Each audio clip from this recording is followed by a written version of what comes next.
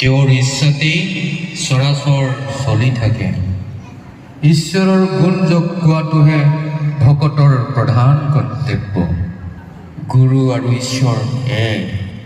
গুৰু ঈশ্বৰৰ বাহিৰে প্ৰশংসা কৰিবলগীয়া আন কোনো নাই। সৰ্বশ্ৰেষ্ঠ বুলিব লাগিলে ঈশ্বৰকে ক'ব লাগিব। সবাতোকৈ শ্ৰেষ্ঠ তেওঁৱেই সবাতোকৈ শ্ৰেষ্ঠ।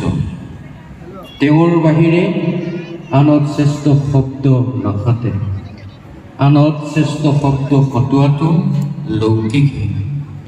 আশ্ৰয় শব্দ প্ৰয়োগ কৰিলে ঈশ্বৰকে ক'ব লাগে, কাৰণ ঈশ্বৰৰ বাহিৰে আন কোনেও আশ্ৰয় দিব নোৱাৰে। কৃষ্ণক শৰণ লোৱাকে আশ্ৰয় বোলে, গতিকে শৰণৰ অৰ্থ আশ্ৰয় লোৱা। গুৰুৰ দ্বাৰা অজ্ঞানতা নাশ কৰিব পাৰি। গুৰুহে ঈশ্বৰক চিনাকি কৰি দিব পাৰে। গুৰু বিনে ঈশ্বৰ প্ৰাপ্তি হোৱাটো কঠিন। গুৰু বাক্য ঈশ্বৰৰ বাক্য বুলি ধৰি নল'লে ভগৱান সন্তুষ্ট নহয়। এইটো মানি ল'ব লাগে যে মই গুৰু ঈশ্বৰৰ ভেদাভেদ নকৰি আজিৰ পৰা সত্যকাৰী ভগৱন্তৰ চৰণত বিক্ৰয় হ'লোঁ। ঈশ্বৰৰ শৰণ লৈ ধৰ্ম ব্যভিচাৰ কৰিলে ঐহিক শক্তি নাশ হয় আৰু ঈশ্বৰৰ দ্ৰোহী হয়। গুৰুৰ প্ৰেমেই ঈশ্বৰৰ প্ৰেম।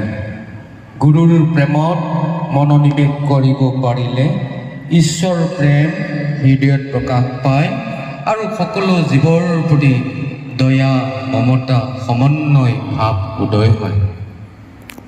সমস্ত শাস্ত্ৰত চূড়ান্ত সিদ্ধান্ত দিয়া মতে নিৰাকাৰ পৰম ব্ৰহ্মই সাকাৰ ৰূপ ধাৰণ কৰি গুৰুৰূপে জন্ম কৰি গুৰু ৰূপ আৰু শিষ্য ৰূপ দুয়োটাকেই ধাৰণ কৰি ঈশ্বৰ সেৱা মানৱ সেৱাৰ শ্ৰেষ্ঠতা প্ৰকাশ কৰে।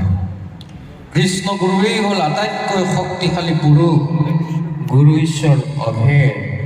ঈশ্বৰেই একমাত্ৰ গুৰু। শক্তিশালী পুৰুষৰ ওপৰতেই ভয়ংকৰ বিপ্লৱ আহে, অথচ তেওঁ হাঁহি হাঁহি বিপ্লৱ নাশ কৰিব পাৰে। তেওঁৰ ওপৰতহে বিপদ সংকুল ধুমুহা আহে, তেওঁই সেই ধুমুহাক বাৰণ কৰে। জয় কৃষ্ণ গুৰু।